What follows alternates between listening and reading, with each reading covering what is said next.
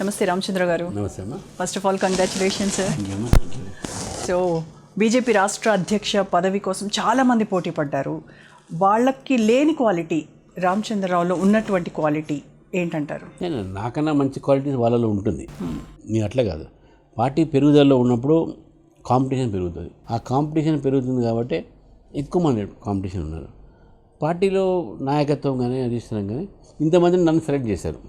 దానికి ఏదైనా కారణం కావచ్చు, నా సీనియారిటీ కావచ్చు, సిన్సియారిటీ అవ్వచ్చు, సిన్సియారిటీ కూడా ఉండొచ్చు, నా ఒక పార్టీలో ఎక్స్పీరియన్స్. 1986లో లాయర్గా అయినా. అప్పటి నుంచి నేను యువమోర్చా స్టేట్ సెక్రటరీగా, యువమోర్చా సిటీ వైస్ ప్రెసిడెంట్గా, తర్వాత మన లీగల్ సెల్ కన్వీనర్గా, ఆల్ ఇండియా లీగల్ సెల్గా, తర్వాత సిటీ ప్రెసిడెంట్గా, ఎమ్మెల్సీగా, ఇవన్నీ నాకు అనుభవాలు ఉన్నాయి. పార్టీలో నేషనల్ ఎగ్జిక్యూటివ్ కమిటీ మెంబర్గా, ఇవన్నీ నాకు అయితే ఆర్గనైజేషన్ మొత్తం కూడా పూర్తిగా నాకు అవగాహన ఉన్నది. ఒకటి. రెండోది, నేను బార్ కౌన్సిల్ మెంబర్ ఉన్నా కాబట్టి నాకు అడ్వకేట్స్తో పాటు కేసులు చేసేటటువంటి మా టీం ఉంటుండే. ఈ కమ్యూనల్ క్లాసెస్లు కానీ దాంట్లో కానీ మా మీద తప్పుడు కేసు అంటే. సో ఇవన్నీ అనుభవాలని బహుశా పరిశీలించి వచ్చేది నేను భావిస్తా ఉన్నాను. ఏదైనప్పుడు కూడా పార్టీ నాకు ఇచ్చిందంటే అవతల వాళ్ళని రిజెక్ట్ చేయడం కాదు, ఒకరిని సెలెక్ట్ చేయడం, అది అంతే. నాకు అధిష్టానానికి నేను ఎప్పుడు కూడా ధన్యవాదాలు చెప్తున్నాను, రుణపడి ఉంటాను వాళ్ళకు. వాస్తవానికి ఈరోజు 10 మంది అడిగినా 20 మంది అడిగినా దాంట్లో ఒక ఫ్యాక్టర్ ముందుకు వస్తుంది, పార్టీ పెరుగుదల. పార్టీ పెరుగుతున్నది కాబట్టి, అధికారంలో వస్తుంది కాబట్టి కాంపిటీషన్ ఎక్కువ ఉన్నది. మీరు అదే కమ్యూనిస్ట్ పార్టీలు చూడండి, సెక్రటరీస్ అంటే తీసుకుంటే లేదు, పారిపోతారు అందరు, మరే నాకు వదిలే బాబు అని.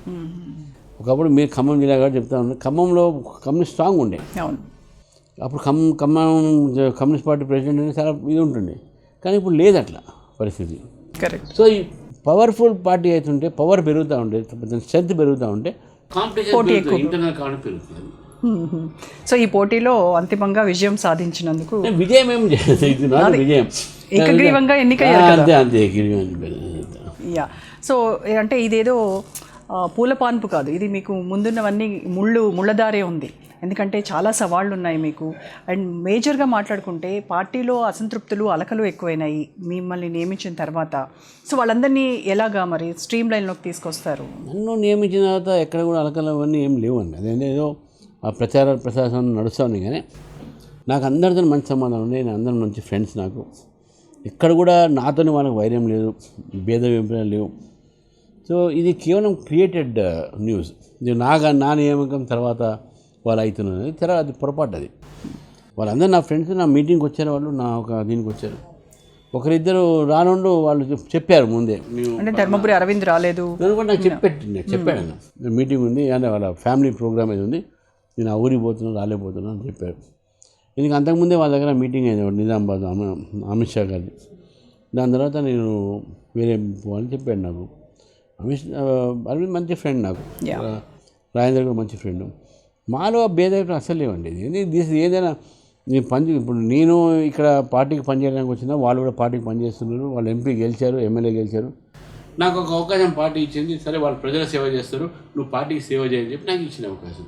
సో దీంట్లో అలకలు ఏం లేవు. అంటే రాజాసింగ్ మీరు ఎన్నిక ప్రకటించక ముందే ఆయన పార్టీని వీడుతున్నాను, బాయ్ గుడ్ బాయ్ అని చెప్పేసి వెళ్ళిపోవడం దేనికి సంకేతం అంటారు?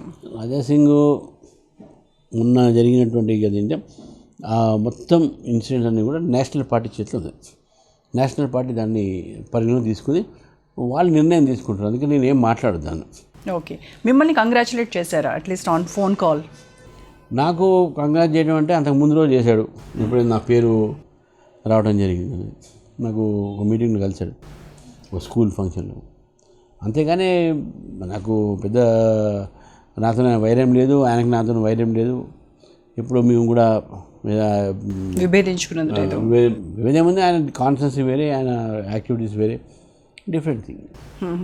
అంటే అసలు ఎన్నికల ప్రక్రియ సరిగా జరగలేదు అని ఒక ఎలిగేషన్ చేశారు ఆయన. ఇది ఏదైనా ఎలక్షన్ కమిషన్ ఆఫ్ ఇండియా నిర్వహించే ఎన్నికల ఇంటర్నల్ పార్టీ ఎన్నికలు, ఇది దాంట్లో ఏముంటుంది అంటే. యా. రాష్ట్రానికి ఒక పార్టీ రథసారథిగా మీరు అందరినీ సమన్వయం చేసుకుంటూ కలుపుకుంటూ వెళ్ళాల్సిన బాధ్యత మీ పైన ఉంది. సో మరి ఆ నేపథ్యంలో రాజాసింగ్ని ఏమైనా పిలిపించి మాట్లాడడము ఈ రకమైనటువంటి నీకు చెప్పాను నేషనల్ పార్టీ చూసుకుంటుంది. నేషనల్ పార్టీకి ఆల్రెడీ అవన్నీ వెళ్ళినాయి దగ్గర దే విల్ టేక్ కేర్. ఇప్పుడు నేను ఇంకా ప్రెసిడెంట్గా చార్జ్ తీసుకోలేదు, 5th తీసుకుంటాను మోస్ట్లీ. నేను దాని తర్వాత ఎటువంటి డైరెక్షన్స్ ఉంది నేషనల్ పార్టీని చూడాలి నేను. బట్ ప్రజెంట్లీ ఈయన కేసు ఇప్పుడు నేషనల్ పార్టీ దగ్గర ఉంది. మీ ముందు ప్రస్తుతం ఉన్నటువంటి సవాళ్ళు అంటే జిహెచ్ఎంసీ ఎన్నికలు, స్థానిక సంస్థలు ఎన్నికలు ఉన్నాయి. అండ్ దానికంటే ముందు జూబ్లీ హిల్స్ కాన్స్టిట్యున్సీ ఉప ఎన్నిక ఉంది. సో ఎలా డీల్ చేయబోతున్నారు? రైట్లీ ఏదైనా ఛాలెంజ్ నాకు అది, నా ఛాలెంజ్ ఉన్న పార్టీకి ఛాలెంజ్ అది. సో పార్టీ అంటే ఎవరు? మొత్తం సమగ్ర నాయకత్వం. సిటీలో మీకు కొంచెం స్ట్రాంగ్ ఉన్నాం, రూరల్ సైడ్లో ఈ మధ్య స్ట్రాంగ్ అయినాం. 8 ఎంపీలు గెలిచినాం, 8 ఎమ్మెల్యేలు గెలిచినాం, 3 ఎమ్మెల్సీలు గెలిచినాం. అవి కూడా రూరల్ పార్టీలో ఉన్న కాన్స్టిట్యున్సీసే. సో కాబట్టి బీజేపీలో ఇంతకుముందు గతం కన్నా ఎక్కువ ఈసారి రూరల్ ప్రాంతంలో బీజేపీ పెరిగింది. మాకు మన వచ్చిన ఓట్ శాతం కూడా రూరల్ ప్రాంతం బాగా వచ్చింది. సో దాంతో మాకు ఒక ఈ లోకల్ బాడీ ఎలక్షన్స్లో డెఫినెట్గా బీజేపీ పోటీ చేసి ఎక్కువ సీట్లు సంపాదించేటటువంటి అవకాశాలు ఉన్నాయి. పార్టీ యొక్క మెంబర్షిప్ 40 lakhs పెరిగింది, 11 lakhs నుంచి. పార్టీలో 33-34 వేల బూత్లు ఉంటే మాకు దాదాపు 28,000 బూత్ల బూత్ కమిటీలు వచ్చినాయి. సో ఇవన్నీ ఏంటంటే పార్టీ నిర్మాణంలో పార్టీ సంస్థాగతంగా పెరిగింది, గ్రాస్ రూట్లో కొన్ని ప్రాంతాలకు పోయింది. అవన్నీ మాకు రేపు లోకల్ బాడీ ఎలక్షన్ హెల్ప్ చేస్తుందని చెప్పి నేను భావిస్తాను. నేను ఛార్జ్ తీసుకున్న తర్వాత మా నాయకులందరూ కూర్చొని దాని మీద ఎట్లా ఏంది స్ట్రాటజీస్ మాట్లాడతాం. But our aim is to capture maximum local body representatives. ఎందుకంటే ఇంతకుముందు మేము అంత కాన్సన్ట్రేట్ చేయలే లోకల్ బాడీస్లో. ఈ first time Panchayat to parliament అంతవరకు తీసుకొస్తాం. వార్డు మెంబర్తో సహా మేము పోటీ చేస్తాం. అట్లా మేము మా ఒక బేస్ని పెంచాలని చూస్తున్నాం. It's a very good opportunity for even for BJP to grow అన్ని భావిస్తున్నాం. Okay, so Panchayat to parliament అది దాన్ని బేస్ చేసుకొని ఎలక్షన్స్కి వెళ్తున్నారు. బట్ మీరు చెప్తున్నారు రూరల్లో బీజేపీకి అనుకూలంగా ఉన్నారు, అట్ ద సేమ్ టైం ఆ పర్సంటేజ్ ఆఫ్ ఓటింగ్ కూడా పెరిగింది అని అంటున్నారు. బట్ స్టిల్ కేంద్రం నుంచి వచ్చేటువంటి పథకాలు కానీ బీజేపీ ప్రజలకు ఏం చేస్తుందని చెప్పడంలో కానీ నేతలు ఫెయిల్ అవుతూ ఉన్నారు అని చెప్పేసి అప్పుడప్పుడు హైకమాండ్ క్లాసులు పీకినటువంటి మాట వాస్తవం కదా? క్లాస్ పీకిన విషయం నాకు ఇద్దరు కానీ ఒకటి ఏంటంటే కేంద్రము ఒక పథకాల విషయంలో రాష్ట్ర ప్రభుత్వం మరి కేసీఆర్ ప్రభుత్వం అయితే ఇప్పుడు రేవంత్ రెడ్డి గారి ప్రభుత్వం అయితే ఈ ఇద్దరు కూడా వాళ్ళు ఏం చేస్తున్నారంటే ప్రజలకు తప్పుదారి పట్టిస్తారు. మా పథకాలని వాళ్ళ పథకాల కింద వాడుకొని మా పథకాల పేర్లు మార్చి వాళ్ళ పేర్లు కొత్త పేర్లు పెట్టుకొని మేము ఇచ్చినటువంటి ఒక నిధిని వాళ్ళ దారి మళ్ళించడం ఇవన్నీ చేస్తాం. దానికి 2 ఎగ్జాంపుల్ చెప్తాను. ఇప్పుడు ప్రధానమంత్రి ఆవాస్ యోజన ఉంది, కొన్ని దానికి funds allocate to each states ఉంటాయి. కేసీఆర్ గారు ఏం చేశారంటే డబుల్ బెడ్రూమ్ అనే పేరు మీద ఈ 4,000 కోట్ల రూపాయల ప్రధానమంత్రి ఆవాస్ యోజన వచ్చిందో దాన్ని తీసుకొని 4,000 కోట్లు ఈ హడ్కో నుంచి వాళ్ళు లోన్ తీసుకొని, అది కూడా సెంట్రల్ ఏజెన్సీ, ఓకే, ఈయన తరఫు నుంచి ఒక 10%, 20% పెట్టి డబుల్ బెడ్రూమ్లు కొన్ని కట్టాడు. ఎవరు ఇచ్చినట్టు నిధులు? మేము ఇచ్చినట్టే కదా, అది ప్రజలకు తెలవాలి కదా. అట్లా చేశారు వాళ్ళు. ఇప్పుడు కేసీఆర్ గారు కిట్ ఉన్నది ఒకటి, దానికి 12,000, దాన్ని 8,000 6,000 కేంద్ర ప్రభుత్వం. ఏం చేయాలని ఏం చేశారని అంటే రహదారులు ఏంది, రైల్వే లైన్లు ఏంది, వందే భారత్ ఎక్స్ప్రెస్లు అయితే ఎయిమ్స్ అయితే ఏంది, సెంట్రల్ యూనివర్సిటీ ఏంది, రామగుండం ఫర్టిలైజర్ అయితే ఏంది, కాజీపేట కోచ్ ఫ్యాక్టరీ అయితే ఏంది, మేము ఎన్ని చేసాము చెప్పగలుగుతాం మేము.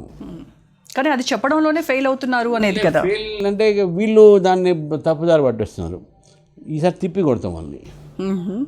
స్థానిక సంస్థల ఎన్నికలు ప్రభుత్వం ఏర్పాటై 18 నెలలు అవుతున్నా కూడా ఇప్పటి వరకు ఎన్నికల జోలికి వెళ్ళకపోవడానికి రీజన్ ఏంటి? పైగా హైకోర్టు మొట్టికాయలు వేస్తూనే ఉంది, డెడ్ లైన్ కూడా పెట్టింది రీసెంట్గా. వాళ్ళకి తెలిసిపోయింది, రాగానే వాళ్ళ మీద ప్రజలు వ్యతిరేకమైంది. ఎందుకంటే రైతు బంధు వాళ్ళు ఏమన్నారు, 12,000 అనేసి మేము 15,000 ఇస్తాను, ఇచ్చిండా. రైతు రుణమాఫీ చేస్తాను, అది చేసిండా, ఎప్పుడో చేసిన, కొంతమంది చేసిన, కొంతమంది కాలే. అది కూడా ఫేజ్ వైజ్గా చేస్తున్నారు, దాంట్లో లాభం లేదు. నిరుద్యోగ యువతకు భత్తా ఇస్తాను, ఇచ్చిండా. ఒక బస్సు లేడీస్కి మాత్రమే ఫ్రీ ఇచ్చి కూర్చున్నారు. ఎంతమంది అది లాభం ఉంటుంది? మీలాంటి బస్సులు ఎక్కరు కదా చెప్తున్నాను నేను, ఎంతమందికి లాభం అది? సో కాబట్టి ఏదైతే ప్రజలకు వీళ్ళు వాగ్దానం చేశారో అవి ఫెయిల్ అయింది కాబట్టి మేము గెలవు అని చెప్పేసి ఒక నమ్మకంతో ఈ రిజర్వేషన్ ఇష్యూ 42% రిజర్వేషన్ ఇష్యూ ఒకటి ఇంకా వేరే చేస్తాం కాబట్టి దానికి చాలా వ్యాపం చేస్తున్నారు. కోర్టు ముట్టగా చేస్తారు. ఇప్పుడు ఏం చేస్తారు వీళ్ళు? ఇప్పుడు 28% బీసీ రిజర్వేషన్ గతంలో కేసీఆర్ గారు ఇచ్చారు. అది కూడా ఆయన ప్రామిస్ ఏం చేసింది? 38%, 39% ఇచ్చాడు ప్రామిస్. ఇప్పుడు వీళ్ళు 42% ప్రామిస్ అంటున్నారు. 42% చేస్తే వీళ్ళు మళ్ళీ ఆ బిల్ ఏం చేశారు? వీళ్ళు ప్రెసిడెంట్ ఆఫ్ ఇండియా పంపించారు. అది కానీ ఇప్పుడు మీ పైన ఫోర్స్ చేస్తున్నారు కదా బీజేపీ, దీన్ని పార్లమెంట్లో పెట్టాలి, చట్టం చేయాలి, ప్రెసిడెంట్కి లేఖ రాశారు. అది తప్పది, అది ప్రొసీజర్ కాదు. అంటే ఏంటంటే వీళ్ళు బాల్ ఆడిన తర్వాత మా కోర్టులో వేస్తున్నారు. They want to fix BJP. కానీ ప్రజలు తెలుసుకున్నారు, అరే వీళ్ళు మనం మోసం చేస్తున్నాం. కాబట్టి ఇవన్నీ మోసాలు ఉన్నాయి కాబట్టి, దగాలు ఉన్నాయి కాబట్టి ప్రజలు వీళ్ళకి ఓటు వేయరని తెలిసి వీళ్ళకి తెలుసు. కాబట్టి ఎలక్షన్ పెట్టొద్దని నిర్ణయం చేసి ఇప్పుడు కోర్టు ఆర్డర్ చూడాలి వాళ్ళు ఏ విధంగా పెడతారు, ఎన్ని రిజర్వేషన్ ఇస్తారని చెప్పి చూద్దాం. September 30th డెడ్ లైన్ పెట్టేసింది హైకోర్టు. కానీ మరి వాళ్ళేమో బాల్ మీ కోర్టులో ఉంది అని అంటున్నారు. 42% రిజర్వేషన్కి పార్లమెంట్లో చట్టం చేస్తే మేము ఇమీడియట్గా ఎలక్షన్స్కి వెళ్తాము. పార్లమెంట్ పంపిలే కదా, పార్లమెంట్ చట్టం కాదు, 9th షెడ్యూల్లో పెట్టి దాన్ని పార్లమెంట్లో దాన్ని పాస్ చేయాలి. తమిళనాడు కేసు కూడా అట్టే ఉంది. తమిళనాడు 68% రిజర్వేషన్, అవి ఎడ్యుకేషన్ కానీ ఉండి ఇప్పుడు ఈరోజు సుప్రీంకోర్టులో ఇంకా ఫుల్ బెంచ్ ముందు ఇంకా రాలేదు. ఇదంతా చేస్తారు, దాంట్లో పంపించేస్తారు, వాళ్ళు కోర్టుకు పోతారు ఎవరో ఒకరు, అదే పెండింగ్ పడిపోతుంది. మేము చేసిన 42% వాళ్ళు చేయలేదు అంటారు. ఇవన్నీ ఏంటంటే లీగల్ ఇష్యూస్ కింద తీసుకొని, లీగల్ డిస్గైజ్ కింద they are trying to fool the people. ఇది పబ్లిక్ అర్థమైపోయింది. నిజంగా మీరు రిజర్వేషన్ వాళ్ళకి అంత ఇవ్వాలని అనుకుంటే మీరు వెళ్ళొచ్చు కదా ఎలక్షన్స్కి వెళ్ళొచ్చు కదా. వాళ్ళు ఎందుకు వెళ్ళట్లేదు? వాళ్ళు ఇప్పుడు 50% రోల్ మోడల్గా మేము కులగణన చేసామని చెప్తున్నారు. ఇప్పుడు ఇదే ఫాలో అవుతోంది కేంద్ర ప్రభుత్వం కూడా అని చెప్తున్నారు కదా. మరి అలాగే 42%తో వీళ్ళు ఇచ్చి ఎన్నికలకు వెళ్ళి దేశానికి రోల్ మోడల్గా తెలంగాణ నిలపచ్చు కదా. వీళ్ళు రోల్ మోడల్ కానే కాదు. ఒకటి సెంట్రల్ సెన్సెస్ ఇది ఉందో ఎవ్రీ 10 years జరగాలి అని మన కోవిడ్ అదొక చట్టం కింద, ఒక యాక్ట్ కింద, RGA registrar general of India ఉంటుంది, వాళ్ళ దీంట్లో ఉంటుంది. తర్వాత సెన్సెస్లో 1931 వరకు బ్రిటిష్ ప్రభుత్వం కులం ఆధారంగా ఇవన్నీ కులాలు సెన్సెస్ చేసింది. 1931లో స్టాప్ చేశారు. 1947 మనకి ఇండిపెండెన్స్ వచ్చి 1956లో ఫస్ట్ ఎలక్షన్ జరిగినాయి, కాంగ్రెస్ పార్టీ గెలిచింది. ఎప్పటిదాకా గెలిచింది కానీ మొన్న వరకు యూపీఏ ప్రభుత్వం మన్మోహన్ సింగ్ గారు ఉండే. మళ్ళీ ఇన్నాళ్ళు ఏం చేశారండి వాళ్ళు? ఎప్పుడైనా దాని విషయం మాట్లాడారా? మాట్లాడలే. బీజేపీ తీసుకున్నది మన 1931లో బ్రేక్ అయింది, ఇప్పుడు మేము కంటిన్యూ చేస్తాం, సెన్సెస్ తీసుకుంటాం. That is correct. That is having legal validity. వీలే చేసేదానికి వీలే లీగల్ వ్యాలిడిటీ కాదు. ఎంతమంది ఉన్నారు ఏం చూపెట్టమని చెప్పండి. ఎన్ని నాకైతే తెలుసు, నా ఇంటికైతే ఎవరు రాలే, నా ఇంటికైతే రాలే. అట్టే ఉంటే చాలామంది ఇంట్లో ఇది అడిగాను బస్తీలో మా ఈ పక్కన వాళ్ళని అడిగాను, రాలే సార్ ఎవరో ఒకరి 2 ఇంటికి పోయి వచ్చి చెప్పాను. దాన్ని బోగస్ సర్వే. నేను చెప్పడం కాదు, వాళ్ళ మంత్రులు చెప్పారు మీరు సరిగ్గా చేయలేదు. కర్ణాటక అయితే మళ్ళీ రీసర్వే చేస్తారు వాళ్ళు. మరి అంటే ఏం బేస్ చేసుకొని 42% ఇవ్వాలి అనుకుంటున్నారు? బీసీ లెక్కలే తేలలేదు సరిగ్గా. నేను అదే బీసీలకు న్యాయం చేయడంలో మాకు ఏం అభ్యంతరం లేదు. దాని సపోర్ట్ కూడా చేసినాం మేము బిల్ని పార్లమెంట్ మన అసెంబ్లీలో. కానీ చిత్తశుద్ధి ఉండాలి. నిజంగా మీకు చిత్తశుద్ధి ఉంటే ఇటువంటి పనులు చేయరు. నువ్వు ముందు లీగల్ దాని ఎంబార్గో ఉంటుంది, లీగల్ అడ్వైజులు తీసుకోవాలి, లీగల్ అడ్వైజ్ తీసుకొని చేయాలి.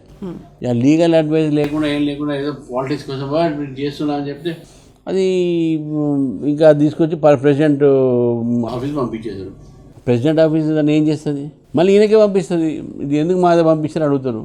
ఇది పార్లమెంట్లో పంపించి 9th షెడ్యూల్ పంపించాలి. 9th షెడ్యూల్ పంపించాలంటే దాని మీద ఒక ప్రొసీజర్ ఉంది. అది ఎప్పుడు తేలాలి? తమిళనాడుది ఇంత తేలే. తమిళనాడు జయలలిత దగ్గర పెట్టారు సంవత్సరం 1977.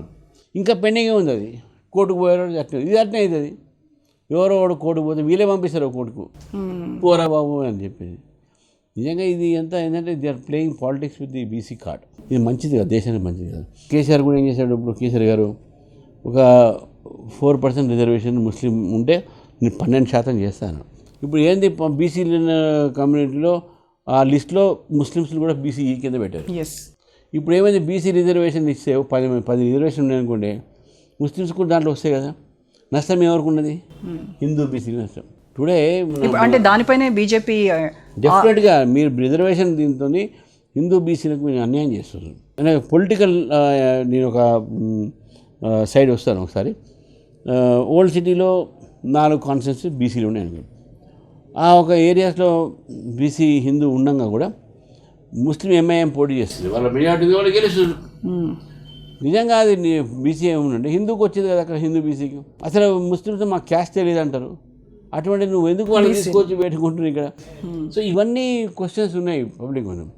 సో వీళ్ళందరూ ఏంటంటే they are fooling people with the caste. ఇప్పుడు బీసీల ప్రభుత్వం మాది అని చెప్తూ కాంగ్రెస్ ఏమో మేము ఆల్రెడీ పంపించాము, పార్లమెంట్లో పెట్టాల్సింది వాళ్ళే అని చెప్పేసి వాళ్ళు అంటున్నారు. ఇటేమో బీసీలకి అసలు మేమే బీసీ పక్షపాతులం అని బీజేపీ చెప్తూ డిలే చేస్తూ ఉన్నారు. 9th షెడ్యూల్ పెట్టడానికి లేదు, అటువైపు ప్రెసిడెంట్కి రాస్తుందని చెప్పేసి మీరు చెప్పేటువంటి కారణాలు మీకున్నాయి. కానీ అంతిమంగా ఇక్కడ సర్పంచ్లు ఎవరైతే ఇప్పటికి సొంతంగా డబ్బులు పెట్టేసి ఉన్నారో, ఎలక్షన్స్ జరగక నెక్స్ట్ ఏంటి అనేది, తర్వాత అభివృద్ధి అనేది శూన్యమైపోయింది గ్రామాల్లో, దీనంతటికీ బాధ్యత ఎవరు వహించాలంటారు? బాధ్యత కాంగ్రెస్ పార్టీ వహించాలి. వాళ్ళు 42% రేజ్ చేసింది వాళ్ళే, బీజేపీ సపోర్ట్ చేసింది, దాన్ని క్లియర్ చేసిన బాధ్యత మీరే కదా. నువ్వు కేంద్ర ప్రభుత్వం మీద ఇట్లా ఏంటంటే రాజకీయాలు మా మీద దోసేసి బట్టగాల్చి పెడతారు అంటారు కదా, దట్ టైప్ ఆఫ్ యాక్టివిటీ వీళ్ళది. అసలు బీజేపీ గవర్నమెంట్ కానీ సెంట్రల్ గవర్నమెంట్ కానీ సంబంధం లేదు. ఇది కేంద్రం నుంచి వచ్చే నిధులు కూడా ఆగిపోతున్నాయి, ఇవ్వలేదు మీరు. ఇది లోకల్ బాడీ ఎలక్షన్ అయితేనే ఇస్తాం కదా, మేము వేయడం కాదు, కాన్స్టిట్యూషన్. అదే చెప్తున్నాను, 72 ఎలక్షన్స్ అవ్వాలి, ఆ నిధులు రావాలి, అయితేనే వాళ్ళు ఇస్తారు. అది మేము చేసింది కాదు, అది కాన్స్టిట్యూషన్ అమెండ్మెంట్, అది constitution duty of the state అంటే సెంటర్. సో దాంట్లో మనం ఏం చేయలేం. You have to conduct elections. Supreme court కూడా చెప్పింది, నువ్వు ఎలక్షన్ కండక్ట్ చేయకపోతే no question of giving funds. 72nd and 73rd amendment local bodies కూడా, అర్బన్ ఏరియాస్కు, రూరల్ ఏరియాస్కు. దీనికి ప్లానింగ్ కమిషన్ నుంచి వరకు ఫైనాన్స్ కమిషన్ నుంచి వరకు ఫండ్స్ అలొకేషన్ అవుతాయి. వాళ్ళు ఏం చేస్తారంటే దీన్ని, ఇప్పుడు కేసీఆర్ గారు ఏం చేస్తారు, అప్పుడు దీని వచ్చే డబ్బులని కూడా కరెంటు బిల్లు కట్టడం డైవర్ట్ చేస్తారు. కాంగ్రెస్ పార్టీని ఎలక్షన్స్ పెడితే వాళ్ళకి ఫండ్స్ వస్తాయి, ఇంకా రాలే. సో ఎవరికి నష్టమవుతుంది? రూరల్ ఏరియాకి నష్టమవుతుంది. ఎగ్జాక్ట్లీ. విలేజెస్లో మీరు చేయాల్సిన డెవలప్మెంట్ ఆగిపోతుంది. దానికి ఆలోచించకుండా కాంగ్రెస్ పార్టీ మా మీద చెప్తే ఎట్లయితుంది? You should find solution for, నువ్వు ఎందుకు చేస్తున్నావు. అందుకనే దే ఆర్ ట్రైంగ్ టు చేయాలంటే మనకు మా మీద దోసేయడం అనేది ఇద్దరు అలవాటు అయిపోయింది. Because when they fail shift the responsibility on someone. అట్లా. యా, అంటే బీసీ సీఎంఏ మేము అనౌన్స్ చేస్తున్నాము, నెక్స్ట్ రెడ్డి సీఎం నాతోనే లాస్ట్ అని చెప్తున్నారు రేవంత్ రెడ్డి. మరి బీసీ స్టాండ్ ఏంటి దానిపైన? మహేష్ కుమార్ గౌడ్ చెప్పాడు కదా, బీసీ సీఎం నెక్స్ట్ కాంగ్రెస్ పార్టీకి బీసీ సీఎం. అంటే కేసీఆర్ గారు దళిత సీఎం చేస్తున్నారు అన్నీ వీళ్ళ మాటలు నమ్మేటోళ్ళు ఉంటే చెవుల పూలు పెడతారు వీళ్ళు. కాబట్టి ఇవన్నీ ఏంటంటే మాటలు నిజంగా లాస్ట్ అంటే ఇప్పుడే రిజైన్ చేసి మీరే కానీ సీఎం అంత ప్రేమ ఉంటే, మీరు అంత ఇది ఉంటే రేవంత్ రెడ్డి గారిని రిజైన్ చేయమని చెప్పండి. పొన్నం ప్రభాకర్ను మహేష్ గౌడ్ను సీఎం చేయండి. ఎందుకు చేయరు? మీరు మమ్మల్ని ఎందుకు అడుగుతున్నారు? మీరు చేసినది మమ్మల్ని అడగండి. అంటే స్టేట్ చీఫ్గా ఒక బీసీని నియమించలేకపోయినటువంటి బీజేపీ రేపు సీఎం పదవికి వచ్చేసరికి మళ్ళీ అగ్రవర్ణాలకే ప్రాధాన్యత ఇస్తుంది కదా. వేరే సీఎం వేరే. నేనేమంటున్నా, నేను అగ్రవర్ణం అనేది ఇది అంటున్నారు. నాకు ఇచ్చింది ఒకటే పోస్ట్ కదా, 100 పోస్టులు ఉన్నాయి. జనరల్ సెక్రటరీస్ ఉన్నాయి, వైస్ ప్రెసిడెంట్స్ ఉన్నాయి, జాయింట్ సెక్రటరీ ఉన్నాయి, ఎంపీలు ఉన్నాయి, ఎమ్మెల్యేస్ ఉన్నాయి, మినిస్టర్స్ ఉన్నాయి, రాజ్యసభ అన్నీ మీ బీసీలకు ఇచ్చిన చాలా వరకు. 29 క్యాబినెట్ మినిస్టర్స్ మోదీ గారు బీసీ ఉన్నారు. మా ప్రధానమంత్రి బీసీ ఉన్నారు. బీసీ కమిషన్ పెట్టిందే మేము. అదేవిధంగా బీసీ ఎమ్మెల్యేస్ మాకు ఎక్కువ ఉన్నారు, బీసీ ఎంపీసీ ఎక్కువ ఉన్నారు దేశవ్యాప్తంగా కూడా. బీసీ సెన్సస్ మీరు చేస్తున్నాం. ఇవన్నీ చేసిన తర్వాత ఇంకా ఇదంటే ఎట్టవుతుంది? రాహుల్ గాంధీని మార్చండి, రాహుల్ గాంధీ మార్చండి. మీకు అంతా చెప్తున్నారు కదా, రాహుల్ గాంధీ మార్చండి. ఆయన ఏం కులం తెలియదు, అందుకే అడిగాడు అనురాగ్ ఠాకూర్ పార్లమెంట్, నీదేం కులం అని చెప్పేసి. సరే, దాని మీద అంటే ఇప్పుడు దేశవ్యాప్తంగా కులగణన చేస్తారు కదా, చెప్తారేమో అప్పుడు ఆయన చెప్తాడా? అందరూ తెలిసింది ఆయన ఏం తెలియదు. ఆయన మధ్యప్రదేశ్లో పోయి ధన్యంజీ పెట్టి నేను బ్రాహ్మణుడు అన్నాను. అది ఎక్కడ పోయి క్యాథలిక్ చర్చిలో పోయి గోవాలో పోయి నేను క్యాథలిక్ అనడం. అవన్నీ ఏంటంటే వీళ్ళు కాంగ్రెస్ పార్టీకి అలవాటు. అది కులము, మతము, ప్రాంతము, నీరు అన్నిట్లో రాజకీయాలు చేస్తారు. There are liars basically, false misleading people వీళ్ళందరూ. కాబట్టి అబద్ధాలు ఆడి ప్రజలను తప్పుదారి పట్టించి వాళ్ళ పబ్బం గడుపుతారు. అండ్ బీజేపీ పార్టీ పైన ఉన్నటువంటి ప్రధాన విమర్శ ఏంటి అంటే ఎవరైతే అధికారంలో ఉంటారో, ఏ పార్టీ అయితే ప్రభుత్వం ఏర్పాటు చేస్తుందో వాళ్ళతో చాలా సఖ్యతగా ఉంటారు, వాళ్ళని ఎక్కడా కూడా విమర్శలు చేయరు అని చెప్పేది ఒక పెద్ద అపవాదం. మేము అపోజిషన్ ఉన్నప్పుడు మా role is to criticise the government. మేము ఎక్కడ కూడా గవర్నమెంట్తోనే క్రిటిసిజంలో కానీ గవర్నమెంట్ యాంటీ పీపుల్ పాలసీలో కానీ మేము వెనక్కి పోము ఒకటి క్రిటిసైజ్ చేయడానికి. We fight against the government. మేము ఎక్కడ కూడా గవర్నమెంట్ సాఫ్ట్ ఉన్నట్టు ఎక్కడ మాకు దాఖలాలు లేవు. We are never soft either and Congress or TRS. National Herald కేసులో రేవంత్ రెడ్డి పేరు ఉన్నప్పటికీ కూడాను మరి ఎందుకు దానిపైన చర్యలు తీసుకోలేకపోతుంది? అది లీగల్ పాయింట్. దాంట్లో వాళ్ళు చెప్పింది ఆయన వన్ ఆఫ్ ది విట్నెస్ కింద వస్తాడని. ఈయన కూడా చార్జ్షీట్ కూడా వేశారు, డొనేషన్లు ఇచ్చారు. చార్జ్షీట్లో ఎక్యూజ్ కిందకి రాలే. ఎస్బి అని పేరు వచ్చింది. చార్జ్ రెండు ఉంటాయి. చార్జ్షీట్లో పేరు ఎందుకు వచ్చింది, ఆయన ఏం చేశాడు, వాట్ ఈజ్ రోల్ కింద, whether he can made an accuse అనేది ఉన్నది. దీంట్లో వచ్చింది. He has to explain to the people why that money was given, through whom he has given, why it has given, అన్నీ వస్తాయి. ఆ ఎంక్వైరీ చేస్తారు. If ఆ ఎంక్వైరీ చేసినప్పుడు suppose is fine found as an accuse, he will be booked. ఏముంది అంటారు అని. ఇది అంటే ప్రిలిమినరీ ఛార్జ్ షీటే. అంటే కిషన్ రెడ్డి రేవంత్ రెడ్డి లవ్లో ఉన్నారు అని బీఆర్ఎస్ వాళ్ళు అంటున్నారు. అసలు కిషన్ రెడ్డి అను కేసీఆర్ ఇద్దరు కలిసే ఉన్నారు, వాళ్ళు బయటికి మాత్రమే ఒకరిపై ఒకళ్ళు విమర్శలు కానీ లోపాయికారిగా ఒప్పందం జరిగిపోయింది అని ఇటు రేవంత్ రెడ్డి అంటున్నారు. ఎవరిని నమ్మాలి, ఏది వాస్తవం ఇందులో? ఇటువంటి మాటలు మాట్లాడడంలో వీళ్ళందరికీ మంచిగా ఏంది ఉత్తమ రచయితల అవార్డు ఇవ్వాలి వాళ్ళకు. మన ఆలోచన కథ క్రియేటివిటీ బాగుంది, కథలు రాసే మంచి కథలు రాయండి అని చెప్తున్నాను నేను. ఓకే, లైట్ తీసుకోవడం అంటారు. లైట్ ఎవరు రాజకీయాలు ఎవరైతే వాళ్ళతో ఎందుకు పోతారండి? మా రాజకీయం మాకున్నది, మేము అధికారం రావాలి మేము అనుకో, వాళ్ళతో మేము ఎందుకు పోతాం? వీళ్ళు కూడా అసలు చెప్పాలంటే మీరే ఆలోచించండి. స్టాలిన్ పిలిచాడు ఇద్దరిని, కాంగ్రెస్ టీఆర్ఎస్ ఇద్దరు ఊపుకుని పోయారు కదా, పోయినా లేదా మీటింగు. ఇప్పుడు మొన్న నెక్స్ట్ లైట్ ఇష్యూ అయింది, కాగారు ఆపరేషన్ కాగారు. కేసీఆర్ గారు కూడా సేమ్ లాంగ్వేజ్, వాళ్ళని చంపొద్దు, వాళ్ళని ఎన్కౌంటర్ చేయకు, వాళ్ళని టాక్స్ పిలవండి అన్నాడు. ఇక్కడ ఈయన కూడా అదే మాట్లాడు రేవంత్. ఇట్లా నేను కొన్ని చాలా వరకు ఎగ్జాంపుల్ ఇస్తాను. ఇద్దరు సేమ్, వాళ్ళిద్దరు same with regard to the opposing BJP. Bharatiya Janata Party పెరగొద్దు, భారతీయ జనతా పార్టీ పెరగకుండా ఉండాలంటే, అధికారం రాకుండా ఉండాలంటే వాళ్ళిద్దరు ఒకటే ఇద్దరు, 100% ఒకటైతే. నేను కేసీఆర్ గారు వారు స్వయానే చెప్పారు వారి ఇంటర్వ్యూలో, if time comes, if necessary then I will join Congress but not BJP. కానీ పరోక్షంగా మరి బీఆర్ఎస్ బీజేపీకే కదా మద్దతిస్తూ ఎక్కడ పోటీకి నిలబడకుండా మీకే కదా సపోర్ట్ చేస్తూ వస్తుంది అనేది. పోటీకి నిలబడే అన్నాను అనుకునే వాళ్ళ క్యాండిడేట్ లేరు, క్యాండిడేట్ దొరక పోటీ చేయలే, దాన్ని మా సపోర్ట్. ఎందుకంటే ఇప్పుడు రాష్ట్రంలో నీటి వాటాల లెక్క తేలాలి అనేది ఒకటి ఇష్యూ నడుస్తోంది. సో దీనికి మీరే సారథ్యం వహించాలి, మీరే ఒక కార్యాచరణ రూపొందించాలి అని రేవంత్ రెడ్డి అంటున్నారు. ఏపీ మనకి రావాల్సినటువంటి నీటి వాటా చెప్పగానే మేము చేయాల్సిన అవసరం లేదు. మా పార్టీ ఆల్రెడీ దాని మీద కిషన్ రెడ్డి గారు స్టేట్మెంట్ ఇచ్చారు. జలశక్తి కూడా వాళ్ళు అధికారులతో మాట్లాడారు. వాట్ ఎవర్ ఇట్ మేబీ వాళ్ళు చూస్తారు. నేను ఛార్జ్ తీసుకున్న తర్వాత కూడా అసలు ఏమైంది, ఎట్లా అనేది, అక్కడ సెంట్రల్ గవర్నమెంట్లో ఏముంది అనేది వాళ్ళు చెప్పుకుంటే, ఇది గవర్నమెంట్, ఇది పొలిటికల్ పార్టీగా నేను అంటే ఈ టైంలో నేను ఇంటర్ప్రిట్ కాలేను. But it's a government decision, try party decision వాళ్ళ మధ్యన.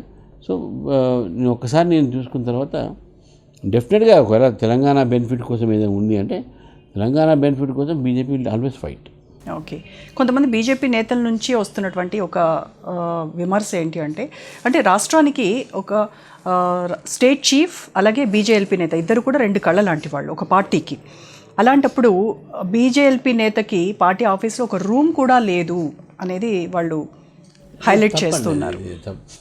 బీజేపీ లోపల ఉండే రూమ్స్ అంటే అది ఎందుకు గతంలో ఉండేది, కానీ ఈసారి అది నాకు నాట్ గాన్ టు అంటే నాకు ఇవాళ కూడా నేను క్వశ్చన్ అడిగారు. అటువంటి పరిస్థితి ఉంటే డెఫినెట్గా వీల్ హ్యావ్ పార్లమెంట్ మెంబర్స్కు, లెజిస్లేటివ్ మెంబర్స్కు రూమ్ తప్పకుండా క్రియేట్ అవుతుంది. అంటే మా ఒకప్పుడైతే ఉండే, లక్ష్మణ్ గారు ఉన్నప్పుడైతే ఉండే, సంజయ్ గారు ఉండే, మరి నాకు ఇప్పుడు కూడా ఉన్నది. But I don't know why there ఒక టాక్ ఎందుకు వచ్చిందో నాకు ఇది తెలియదు. ఓకే, తెలంగాణ రాష్ట్రంలో భారతీయ జనతా పార్టీకి ప్రధాన శత్రువు అంటే ఎవరు? బీఆర్ఎస్, కాంగ్రెస్? రూలింగ్ పార్టీ ఎప్పుడైనా ప్రధాన శత్రువు ఉంటుంది రాజకీయాలు. సో మాకు బీఆర్ఎస్ అయితే మేమైతే పరిణి కూడా తీసుకోవట్లేదు. అసలు బీఆర్ఎస్ ఉద్యమ పార్టీని పక్కన పెట్టేశారు. ఉద్యమం చేసేది 11 సంవత్సరాలు ఓడిపోలేదు, 10 ఏళ్ళు చేసి. ఇప్పుడు వాళ్ళు ఏం చేసి ఉద్యమం చేసినది ఏం చేశారు, ఏం సాధించారు అలా వాళ్ళే ఒకటే ఉద్యమం చేశారు. బీజేపీ చేయలేదా? BJP part of JAC. BJP లేకపోతే తెలంగాణ రాకపోయేది. బీజేపీ చేయబట్టే కదా, సుష్మా స్వరాజ్ చేయబట్టే కదా మేము బిల్లు పాస్ చేయించినాం. కేసీఆర్ గారు, విజయశాంతి గారు ఇద్దరు కూడా పార్లమెంట్ రాలే ఆ రోజు బిల్లు పాస్ అయినప్పుడు. మేమే లేకపోతే బిల్లు వచ్చేదా? ఈయన సోనియా అమ్మ ఇచ్చిందంటాడు, వారు మేము చేసేవాడు ఇచ్చినట్టు మీరు పార్లమెంట్కి రాకుండా చెప్తున్నారు మాట. అసలు మేము లేకపోతే అసలు బిల్లు పాస్ కాకపోయేది. సో తెలంగాణ ఇచ్చింది అన్ని రాజకీయ పార్టీలు కలిసి ఆ రోజు ఆందోళన చేసాం, ఉద్యమం చేసాం. సకల జనుల సమ్మెతోని, విద్యార్థులతోని, న్యాయవాదులతోని, ప్రజలతోని, రైతులతోని వీళ్ళు ముందుకు వచ్చి పోరాడితే తెలంగాణ వచ్చింది. ఒక వ్యక్తితో రాలే, అది గుర్తుపెట్టుకోవాలి. అంశము అనేది మనం డైవర్ట్ చేసుకుని చాలా మాట్లాడవచ్చు. ఏదైనా ఇప్పుడు ఇష్యూ ఇప్పుడు అది కాదు. ఈ స్టేజ్ అంతా తెలంగాణ వచ్చింది అదంతా అయిపోయింది. ప్రజలు తెలిసిపోయింది ఎవరేమి ఇచ్చారో తెలంగాణ అంతా తెలిసిపోయింది. సుష్మా స్వరాజ్ మనం స్మరించాలి. అసలు ఆమె లేకపోతే తెలంగాణ రాకపోయేది. Right. Okay, thank you so much and I wish you all the very best. Thank you.